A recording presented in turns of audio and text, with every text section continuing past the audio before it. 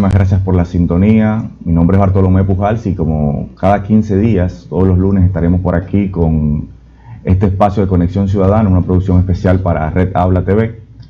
Y en el día de hoy queremos conversar sobre un tema que llama la preocupación de todos los estudiosos, de toda la situación de lo que está viviendo la gente en diferentes países de Occidente.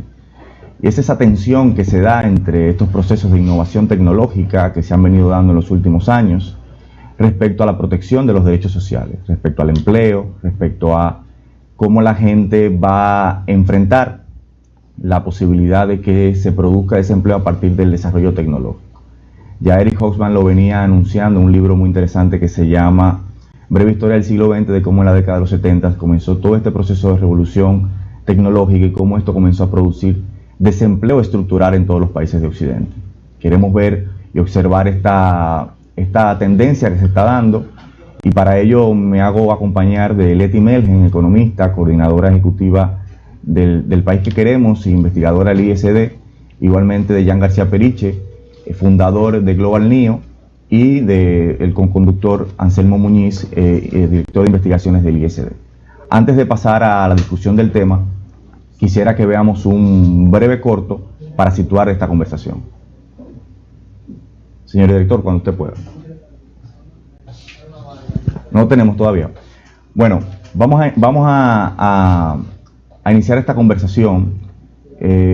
¿Cómo podemos crear, y abro la conversación con Leti, una interfaz? Aquí hay una tensión que se está dando. Ha comenzado a desarrollarse la tecnología de forma exponencial. Lo que hemos logrado en los últimos 200 años no lo habíamos logrado en los 2000 anteriores. Entonces, eso ha provocado que los trabajos que cotidianamente, sobre todo los trabajos que eran trabajos de repetición, hay máquinas que ya los están haciendo.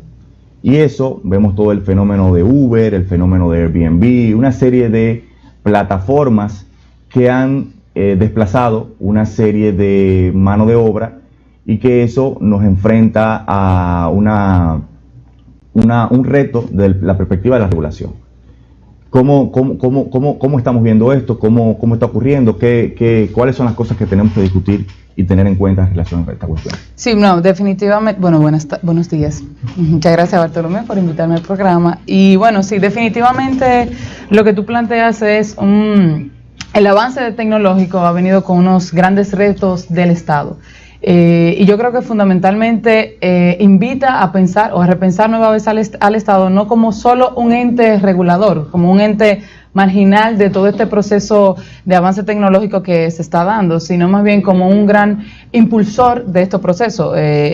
Yo venía, antes de venir al programa, venía un poco comentando con Anselmo esta idea de que se parte de la idea de que estos avances tecnológicos se han dado únicamente desde el sector privado, y parece como que el Estado se muestra al margen de los beneficios o está a un lado de los beneficios que trae todo este avance tecnológico. Para mí está en repensar la visión o el objetivo de la economía en una sociedad democrática, cómo el Estado, o cuál va a ser el nuevo pacto, acuerdo entre sector privado y Estado para orientar esos avances tecnológicos hacia qué lo estamos orientando, repensar esa mirada del Estado en términos más globales, y a la vez con la lógica de, bueno, al final de cuentas la economía tiene que dar para satisfacer necesidades básicas en una democracia, necesidades básicas de una población, y de ahí creo que por ahí empieza como una discusión de los... Quiero atar esto con el primer video que tenemos para dar paso a la conversación que tenemos y escuchar la opinión de Jan García.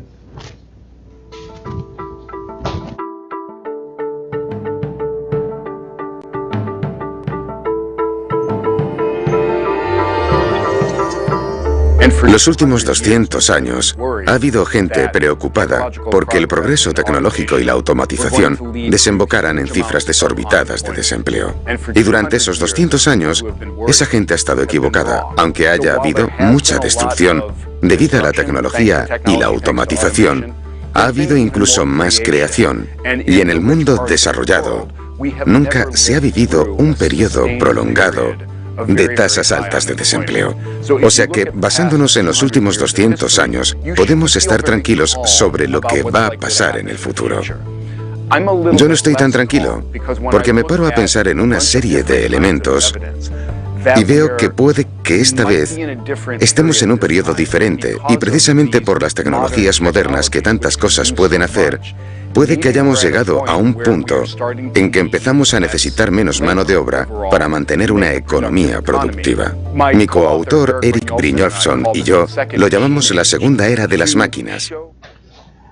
Bueno, Anselmo, ¿cómo tú sitúas esto? ¿Cómo estamos viendo lo que está planteando este investigador de que si tomamos en cuenta los últimos 200 años, quizás no tendríamos para preocuparnos, pero sí hay un reto indudable que tenemos que enfrentar? Fíjate, a mí lo que me interesa del tema que él plantea es que en los últimos 40 años se ha ido colocando la idea de que la gente tiene que... Bueno, no en los últimos 40 años. La gente siempre ha tenido que trabajar para ganarse su nivel de vida.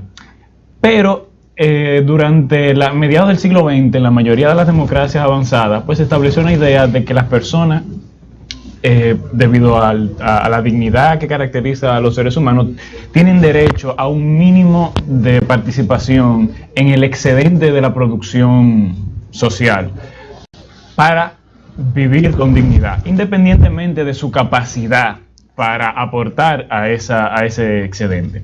Entonces, en los últimos 40 años se ha ido desmontando esa idea y hemos, de alguna manera u otra, retrocedido a los inicios del capitalismo bajo la idea de que la gente, o sea, se ha ido imponiendo esa idea de que la gente tiene que competir por sus derechos, que tú tienes que ganarte tus derechos, y que si tú no tienes la capacidad de competir bajo unas ciertas normas de productividad, entonces tú eres una persona de segunda clase, un ciudadano de segunda clase, un desecho social, y pues entonces lo que te toca es muy poco. Entonces, lo que los nuevos avances tecnológicos han hecho es agravar eso, o sea, acentuar eso, porque ahora incluso gente que puede tener grado universitario ven su empleo pues a punto de desaparecer. O sea, es decir, incluso los más altos estándares educativos en ciertas áreas se va haciendo cada vez menos necesario el trabajo humano. Entonces la pregunta que se abre es,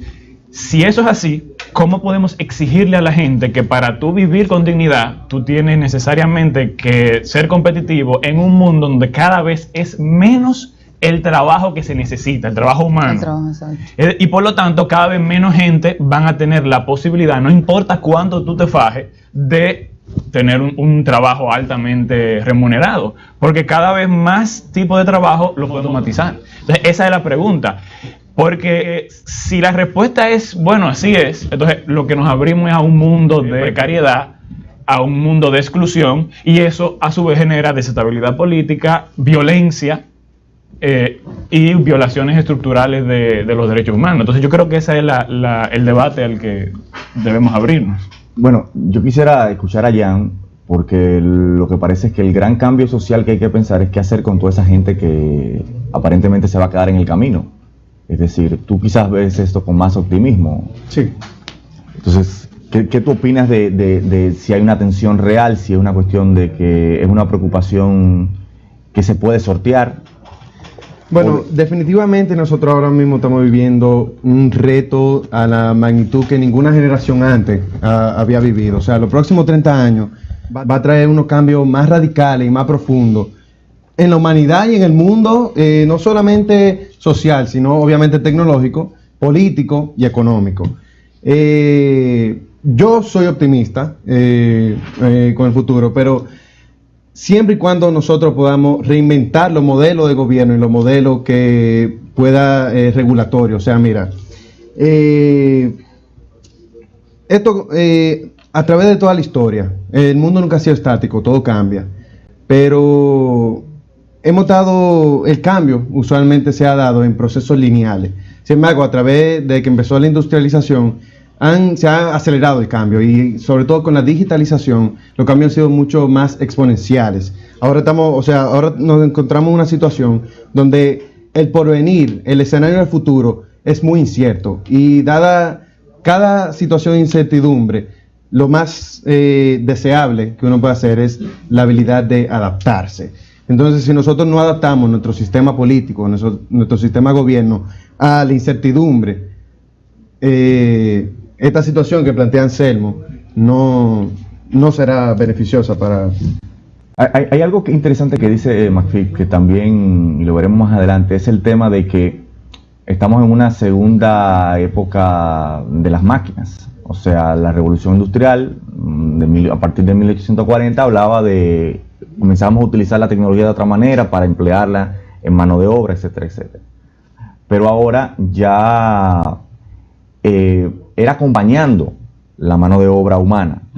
Ahora hablamos de el desplazamiento de esa mano de obra. Es decir, pero hay algo que las máquinas no pueden todavía hacer, que son las habilidades sociales, que son la creatividad, que son una cantidad de cosas que todavía le competen al ser humano como tal.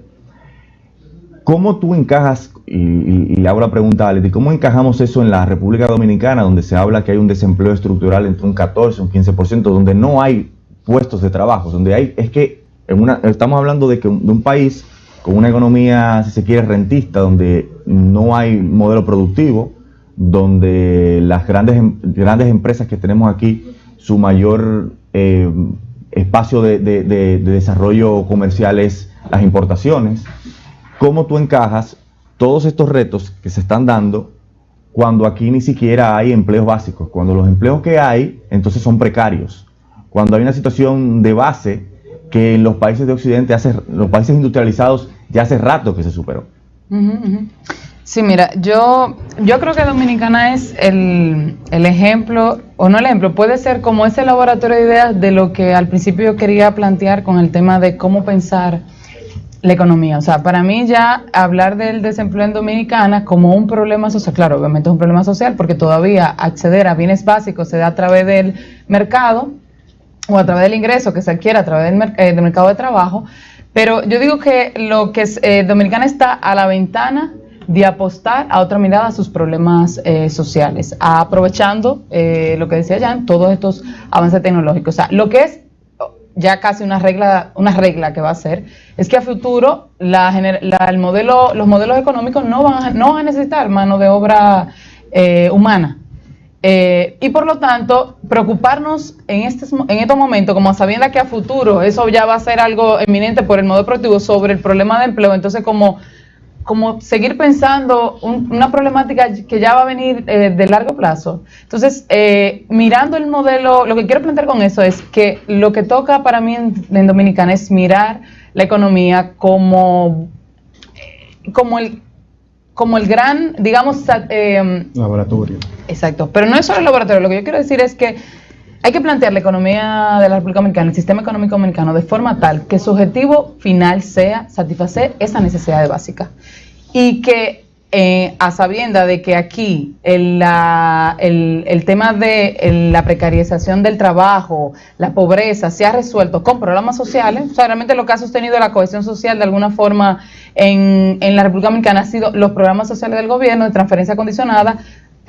Dominicana yo creo que está a la puerta de hablar de una renta básica universal. O sea, yo como definitivamente creo en eso, o sea, no creo que aquí se pueda resolver, digamos, emplear plenamente a toda la sociedad, a toda la población que está en edad de trabajar y dispuesta a trabajar.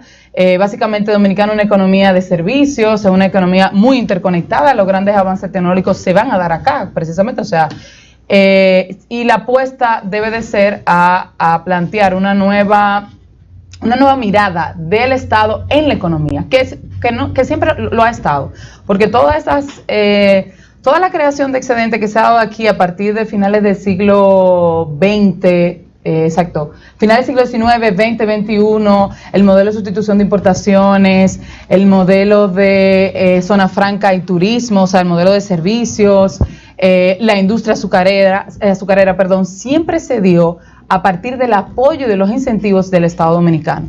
El problema siempre estuvo o ha estado en cada uno de esos tres modelos que se han instalado en la República Dominicana, es que el Estado ha abandonado el rol de recoger los beneficios de ese tipo de modelo. Y ha llevado, obviamente, ha impulsado esos modelos a costa del salario, o sea, a costa del trabajo, a costa de la explotación del trabajador dominicano, o sea, a costa de pasar grandes momentos de crisis económica para poder sostener o impulsar sectores que al final no terminaron generando como un encadenamiento productivo con otro sector de la economía, ni generando beneficio a la ciudadanía. Es decir, el rol del Estado en la economía, que yo me imagino, o sea, la que yo apuesto, ha estado, lo que no ha estado es al servicio de la ciudadanía, sino ha estado al servicio de esos grandes empresarios, o sea, la rentabilidad cortoplacista de estos empresarios. Bueno, vamos a la pausa y cuando regresemos yo quiero que hablemos sobre esto de renta básica, sobre el tema de también cómo estos modelos de negocio, cómo la innovación tecnológica ha permitido una gran evasión de cargas fiscales por parte de estos modelos de negocio que se crean y cómo esto tiene un impacto directo en el bienestar de la gente. Vamos a la pausa.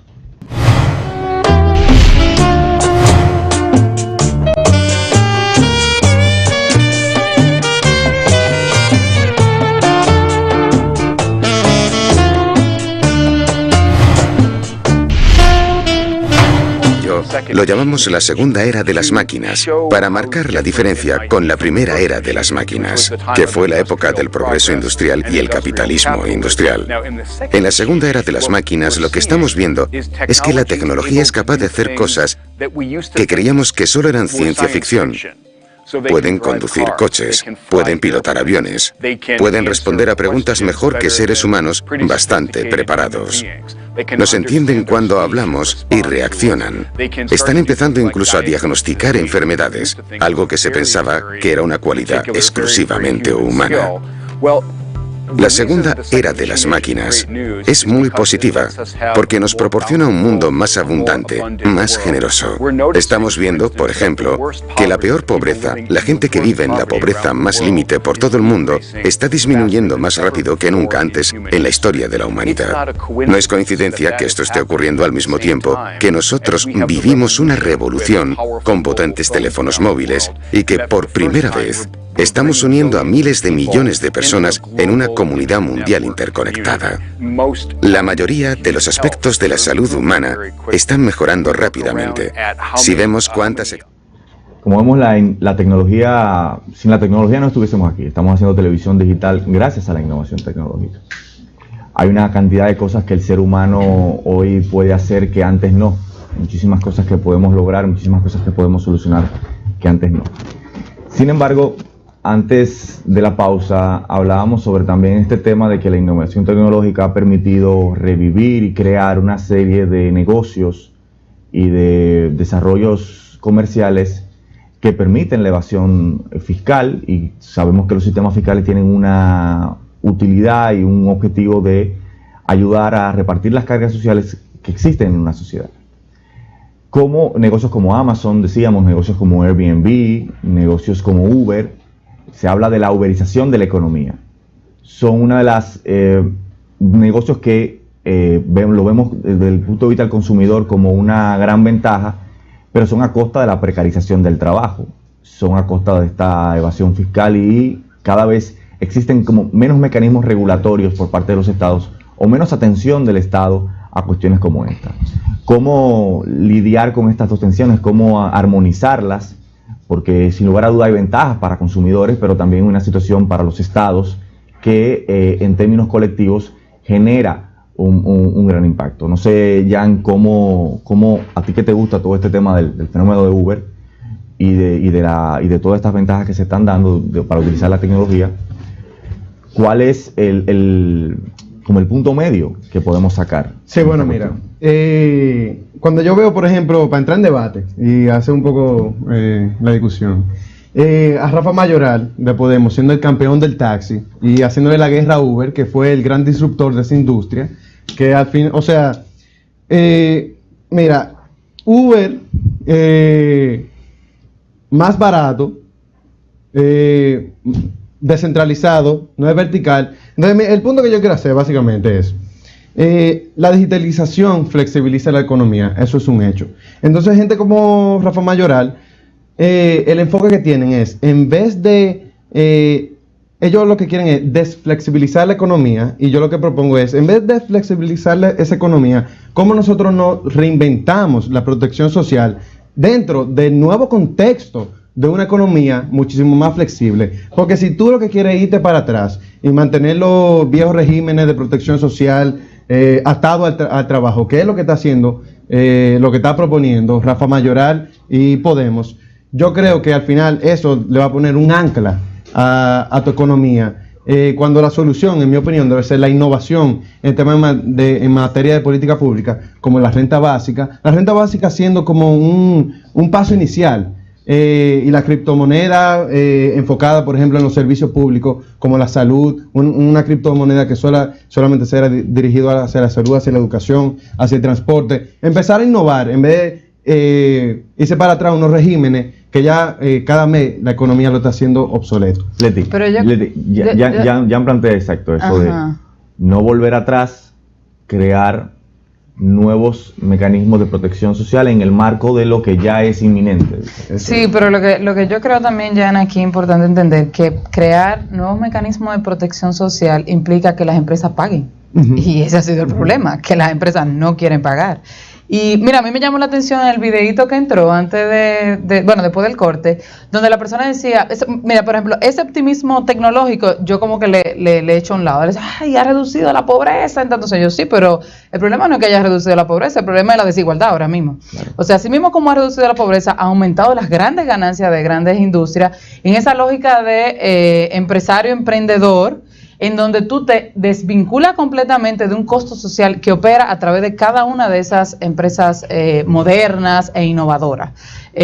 Mira, ahorita decía eso, que hay un libro de Mazzucato, de Pensar el Estado Emprendedor, y donde ella demuestra que todas estas grandes industrias tecnológicas e innovadoras está el Estado detrás. Han podido desarrollarse por inyección del Estado, de recursos del Estado. La industria de los medicamentos, la misma Apple, ella demuestra cómo invirtieron menos en investigación y desarrollo que otras industrias de tecnología. Y tienen unos beneficios, lo mismo que Amazon. O sea, son industrias que se han apropiado de la gran inversión en investigación y desarrollo que ha hecho el Estado, pero que al momento de repartir el pastel, no parece que el Estado no es que le toca, ni le tocaría a la ciudadanía. Entonces, como la crítica para mí, que creo yo coincidir con Podemos, es no una crítica en sí a la modernización de las nuevas formas de transporte. Yo creo que la crítica está en, óyeme, hay que partir de un nuevo marco de todo trabajo, debe de garantizar mínimamente una protección social, que ninguna de esas industrias lo garantiza bajo esos modelos. O sea, yo diría que toda existencia. Yo quiero, a propósito de eso que tú estás diciendo, que veamos el siguiente corte para enmarcarlo en ese mismo comentario que tú has hecho. La razón por la que debería alegrarnos el progreso tecnológico es que nos permite hacer más con menos. El reto que lo acompaña es que no hay garantía, no hay ninguna ley económica de que todos vayan a compartir en la misma medida esa nueva riqueza. Y lo que se observa es que la desigualdad está aumentando en todo el mundo muy rápidamente. Nuestro desafío, y es grande, es cómo compartir, cómo distribuir la riqueza que estamos generando. Porque en la primera era de las máquinas, el trato era que la gente se ganara la vida para poder acceder a la riqueza de la sociedad. En mi opinión, creo que deberíamos empezar a pensar en eso y prepararnos ya mismo.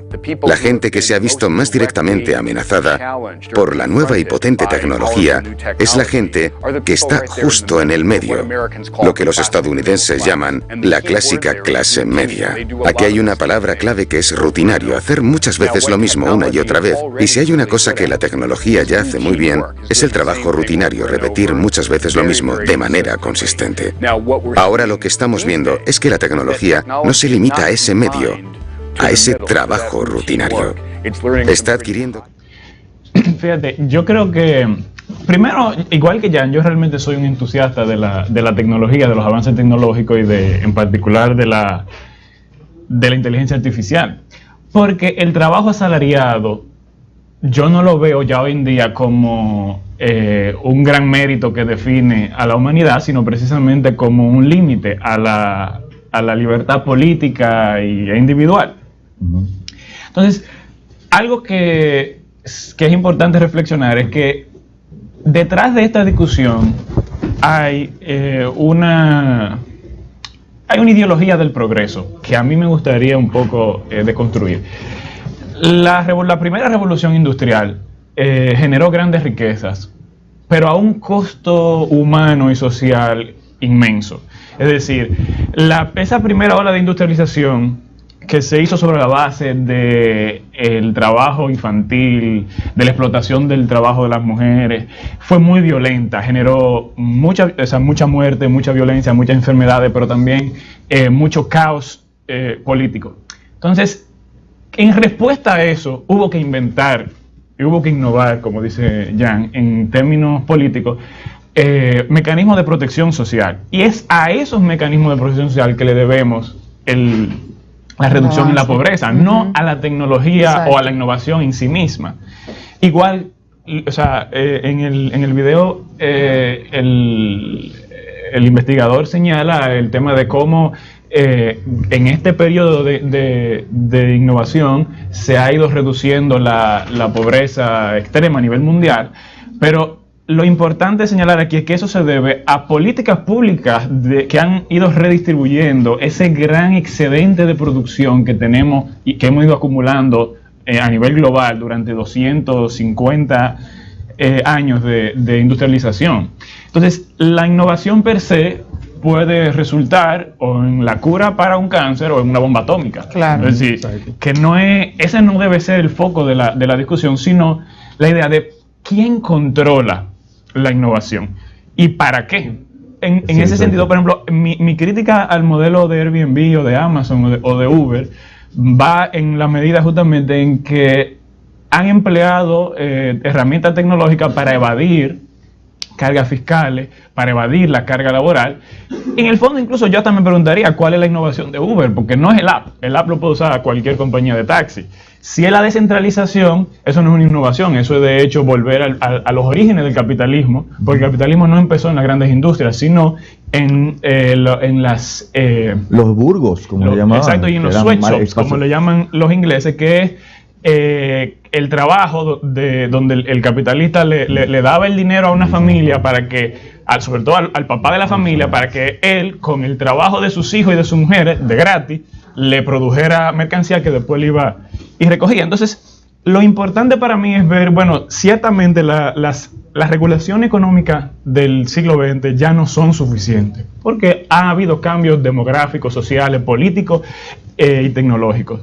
Y hay que reinventar la protección social. Yo estoy de acuerdo con que el ingreso universal básico es una de las primeras y más importantes herramientas, porque de lo que se trata, para mí, la oportunidad que se nos abre es de liberarnos del trabajo asalariado como condición de vida. Eso implica entonces liberar las prestaciones, los mecanismos de defensa o de protección social del trabajo. Pero también se nos abre otra gran incógnita. Para mí lo más interesante de todo lo que ha pasado en los últimos años es cómo la información se ha convertido en una de las principales materias primas para generar valor. ¿Y quién controla esa información? Es decir, yo creo que lo que deberíamos estar preguntándonos es cómo vamos a hacer que las compañías que se han lucrado y hecho multimillonarios con nuestra vida, así con la información de nuestra vida, a cambio de nada, porque yo te voy a decir una cosa, lo que hace Facebook de cada individuo cuesta más que el servicio de tú usar la plataforma. Así que nosotros, o sea, las grandes compañías tecnológicas se lucran de la información privada de nosotros y nosotros como usuarios no vemos ningún beneficio. Entonces, esa debe ser para mí el gran debate, es decir, cómo vamos a distribuir parte de esos beneficios entre la gente, que es la que en última instancia genera la información, que es la que da valor, y en segundo lugar, cómo vamos a regular el uso de esa información que se convierte en un peligro político, como lo ha demostrado el uso de las tecnologías en las elecciones de Estados Unidos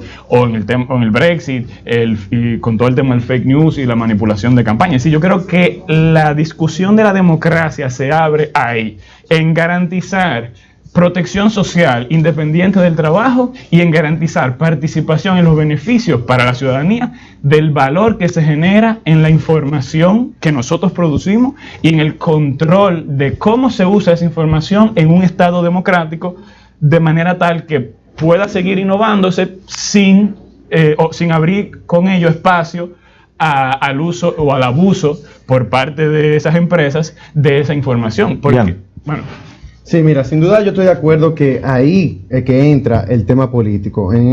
Ahora mismo el que controla la información, el que controla la data, controla el futuro. Y no solamente la información sobre a qué tú le das like, qué es lo que tú compras, qué es lo que tú buscas, esa es solamente la punta del iceberg. Ya en materia 5 o 10 años, cuando ya la biotecnología, que incluso debe ser una conversación más relevante que la inteligencia artificial donde se conecta la inteligencia artificial y la biotecnología, ahí es que está el tema más importante de quién controla el futuro. Por ejemplo, cuando el algoritmo, ahora mismo, incluso te puede conocer primero que tú mismo. Nosotros vivimos en una sociedad patriarcal y machista, entonces para los amigos del colectivo LGBT tienen un tabú muy grande, por ejemplo, para salir del closet, incluso con ellos mismos.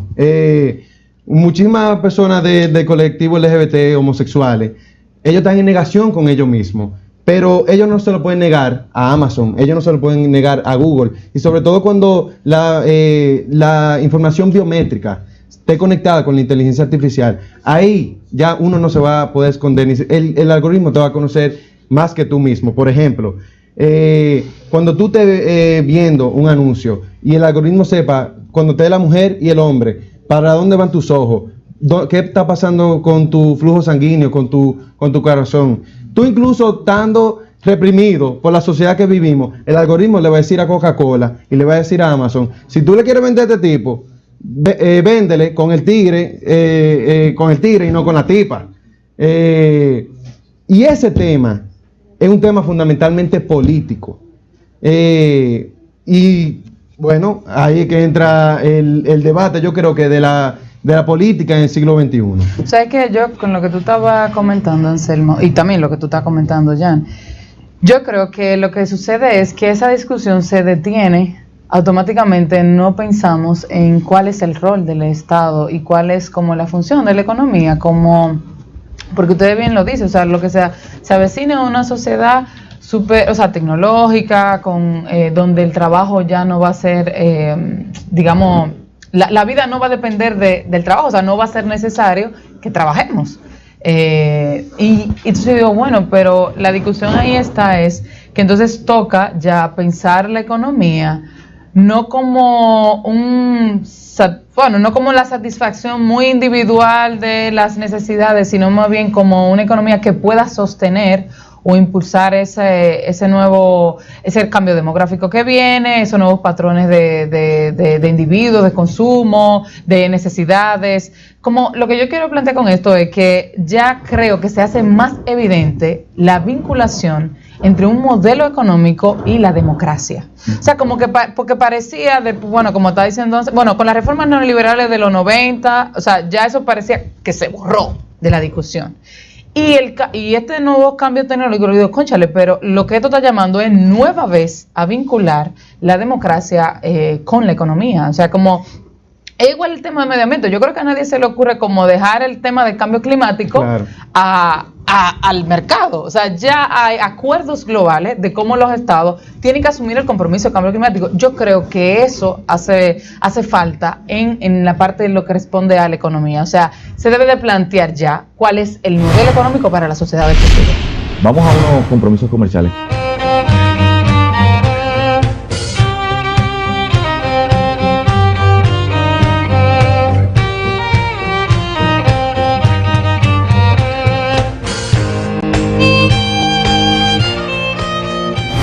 Muy buenos días nuevamente, Conexión Ciudadana. Hablábamos antes de la pausa de desigualdad, de renta social, renta básica. Quisiera que antes de entrar en esa discusión, que me haga acompañar de Leti Melgen, coordinadora ejecutiva del País que Queremos e investigadora del ISD, de Jan García Periche, fundador de Global NIO, y de Anselmo Muñiz, co-conductor, director de investigaciones del ISD, quiero que veamos el último corte, si nuestro director ya lo tiene en queue, para poder iniciar con la conversación de este último bloque. La desigualdad está aumentando en todo el mundo muy rápidamente. Nuestro desafío, y es grande, es cómo compartir, cómo distribuir la riqueza que estamos generando. Porque en la primera era de las máquinas, el trato era que la gente se ganara la vida para poder acceder a la riqueza de la sociedad. En mi opinión, creo que deberíamos empezar a pensar en eso y prepararnos ya mismo. La gente que se ha visto más directamente amenazada por la nueva y potente tecnología es la gente que está justo en el medio, lo que los estadounidenses llaman la clásica clase media. Aquí hay una palabra clave que es rutinario, hacer muchas veces lo mismo una y otra vez. Y si hay una cosa que la tecnología ya hace muy bien, es el trabajo rutinario, repetir muchas veces lo mismo de manera consistente. Ahora lo que estamos viendo es que la tecnología no se limita a ese medio, a ese trabajo rutinario. Está adquiriendo conocimientos mejor remunerados, más cualificados, ofrecer asesoría financiera, confeccionar la declaración de la renta, diagnosticar enfermedades, hacer ingeniería, cosas muy sofisticadas. Pero también está aprendiendo a hacer trabajos más básicos, como tomar nota a un cliente o conducir un coche. Es muy difícil predecir a dónde nos llevarán estas tecnologías. Pero lo que sabemos de momento es que la tecnología puede hacer cosas sorprendentes. Pero hay cosas que la gente sigue haciendo y que a la tecnología aún se le da fatal. Habilidades sociales, interpersonales, talento creativo, sentido común. Se plantea que es el tema de, y lo decía Leti en un momento, bueno, ha reducido la pobreza, pero el principal problema es el tema de la desigualdad, la diferencia de esa gran diferencia que hay entre ricos y pobres. Y como solución a esto, ustedes han planteado todo el tema de la creación de una renta básica. Esto es una discusión que hemos escuchado en muchos otros países de Occidente como propuesta. Quisiera ver si es posible aterrizar eso aquí y sobre todo, porque sé que puede generar algún tipo de confusión, dada la explicación, ¿qué diferencia hay en esto de renta básica frente a estos planes que tiene el gobierno de asistencialismo como solidaridad, etcétera, etcétera, etcétera, que pudieran estar pensados, en principio son vendidos para tratar de compensar la desigualdad o la pobreza que existe en determinado grupo social en la República Dominicana? Sí, mira, la diferencia, o sea, básica entre renta básica universal y los programas solidaridad se basa en esto. El programa solidaridad o de transferencia condicionada, los programas generales de apoyo asistencial del gobierno, parten de la idea de que, bueno, tú eres un individuo, un cliente consumidor de bienes. Entonces, como cliente consumidor de bienes, entonces tú no puedes acceder a esos bienes porque ya sea que no te preparaste, ya sea porque, bueno, te tocó la mala suerte de la vida, lo que sea, y yo como Estado intervengo y te inyecto recursos económicos para que tú te puedas integrar a la dinámica del mercado. O sea, tú pareces un cliente consumidor que está como defectuoso, ahorita lo que mencionaba un poco Anselmo. Mientras que la renta básica universal, la lógica que parte es de, mira, tú eres un ciudadano, un individuo, un humano, y por el simple hecho de que tú eres un humano, te toca una serie de bienes básicos, materiales, para poder sostener. Entonces, la lógica es distinta. Una lógica es reconocerte como un individuo dotado de derechos que se ejercen con esta garantía de bienes.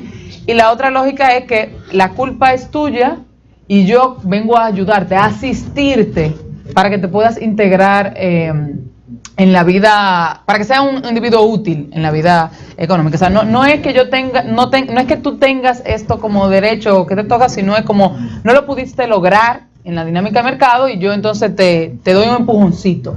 Entonces, esta es como la ideología que hay detrás de cada uno de los programas y ahí es donde está como la diferencia fundamental. Yo creo que algo importante que hay que agregar ahí es que los programas condicionados de transferencia se enfocan en una población específica y tú tienes que probar o demostrar que tú cumples con unos requisitos. En ese momento, eso le da un poder al funcionario público que es encargado de clasificarte como que sí, que tú calificas para solidaridad. Y eso aquí, en cualquier país del mundo, genera corrupción. Una discrecionalidad que tú no Ese tienes poder forma de auditar. discrecionalidad es abusivo. La renta universal básica, entonces, como te toca porque sí, porque tú eres ciudadano de este país, punto, tú no tienes que cumplir ningún requisito, entonces le quita esa discrecionalidad. Pero también hay otro aspecto importante. Una de las críticas que se hace tanto a los programas condicionados como a la renta básica es, bueno, pero entonces la gente no va a trabajar. Venimos discutiendo de que cada vez más se hace menos necesario el trabajo y que hay menos puestos de trabajo, por lo tanto, garantizar derechos solo si tú trabajas es contraproducente cuando tú tienes 8.000 millones de personas y nada más hay trabajo para un 30% de ellos cuando lleguen a la adultez. Pero segundo, no es cierto que la gente se queda vagando. En los países y en los lugares donde se han hecho programas pilotos, porque ciertamente la renta universal básica no es una realidad en ningún país del mundo, donde se ha hecho un programa piloto, lo que se demuestra es que aumenta el emprendedurismo, mejoran los indicadores sociales porque la gente entonces se ve, se desprende de una serie de problemas, se invierte más en los hijos, realmente la sociedad o la zona donde se ha aplicado se convierte en una zona más productora de riqueza incluso. Y lo tercero, que es que los programas condicionados dejan fuera muchísima gente. Por ejemplo, la depresión es la principal causa de discapacidad laboral en el mundo y en prácticamente ningún país del mundo. Tener depresión es una causa para tú estar en un programa condicionado. Entonces, sin embargo, tú tienes una persona con una probable causa de discapacidad laboral a la cual tú quieres obligar a trabajar. Luego, cuando esa persona va al trabajo y no puede cumplir con el trabajo, entonces la penalizas por estar enferma. Entonces, ese es el problema de los programas condicionales. Pero voy más allá y está el tema de que el ingreso universal básico entonces constituye el único mecanismo de generar demanda agregada en un mundo en el que el desempleo estructural solo va a ir en aumento. Y explica eso, demanda agregada, ¿qué implica? Una de las condiciones básicas para el crecimiento aún modesto del capitalismo o de una economía capitalista es que haya capacidad de consumo en la población. Si la capacidad de consumo depende de que la mayoría de las personas en edad de trabajo estén empleadas o de que los que estén empleados en su mayoría ganen lo suficiente para mantener a 4 o 5 miembros de su familia, como es el modelo del siglo XX, entonces tú necesitas una sociedad de pleno empleo para que haya consumo, para que haya inversión y se venda lo que se produce. Sin embargo, si lo que estamos diciendo es que ese pleno empleo cada vez se ve más lejos y cada vez va a haber más personas, ya familias completas, desempleada, entonces esa gente no tendrían cómo consumir, y si no tienen cómo consumir, entonces se va a parar la inversión, se va a parar incluso la innovación y las grandes empresas van a quebrar. Entonces la única forma de lograr que eso no pase es tú distribuir entre la población un ingreso que le permita a todo el mundo mantener un nivel de consumo para consumir los bienes y servicios que se producen. Jan, Leti, en 40 segundos unas conclusiones finales porque ya el tiempo es inclemente y tenemos que irnos. Bueno, sin duda yo estoy de acuerdo que la protección social en estos tiempos de la digitalización deben de ser universales, porque hoy en día la desigualdad no solamente se va a dar en materia económica, o sea, mira, así como en los tiempos feudales se dividió la sociedad entre esclavista y esclavo, en los tiempos industriales entre proletario y burgués, hoy en día con la inteligencia artificial y con la biotecnología, la sociedad no solamente se pudiera dividir en clases, sino en especies. Y es un tema que pudiéramos abarcar en otro programa. Y sin duda que la universalidad de los derechos es quizá la clave muy importante para poder mitigar esa gran desigualdad. Sí, yo creo que los avances tecnológicos entonces nos llaman a preguntarnos de un nuevo estado en la economía, un nuevo rol, una nueva visión de la economía, nuevos acuerdos del Estado, sector privado, nuevos acuerdos del Estado y la ciudadanía. Y a mí me parece positivo el avance tecnológico y creo que países como la República Dominicana pueden superar barreras que han parecido, en términos sociales, que parecen como históricas. Lo que toca es entonces el Estado al servicio de su gente, de la ciudadanía. Leti, Jan, Anselmo, muchísimas gracias por la compañía, y en Conexión Ciudadana nos estaremos viendo no el próximo lunes, dentro de 15 días, hablando sobre estos temas que conectan contigo. Muchísimas gracias por la sintonía.